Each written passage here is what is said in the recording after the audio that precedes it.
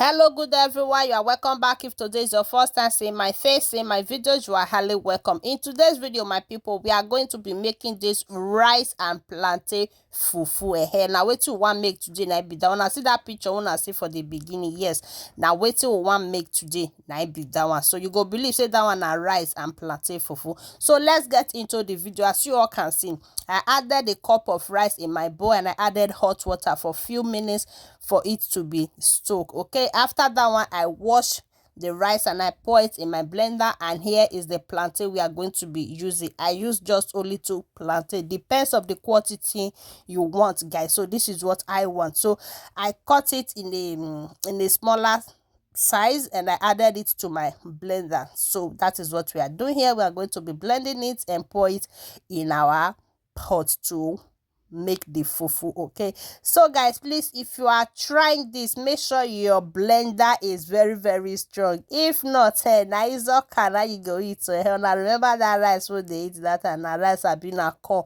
hey, go make jaka. So if not, now that one now you go eat, you understand? So make sure your blender is very strong to blend the rice. Okay, so now the thing what they do now be this. So my people, if you know say you don't watch this video, reshare, you never follow, you never like, you never share, you never leave your comments. Papa, mama, auntie, uncle, kilo day, what is going on? Soon, oh yeah, now make una press that follow button. As you do, may God highly bless you. And to our returning followers, I say may God bless you all as una today support una again. And please remember to subscribe to our YouTube channel, Florence Basic Hair TV. That is the name of our YouTube. Okay, so thank you guys for joining, and I will see you all in my next video. Please watch this video to the end and see the result yourself. So thank you guys, and I will be leaving you all here. Una bye for now. Have you ever been the face, been the object of someone's hate? Like you stood all alone. Have you ever felt this way?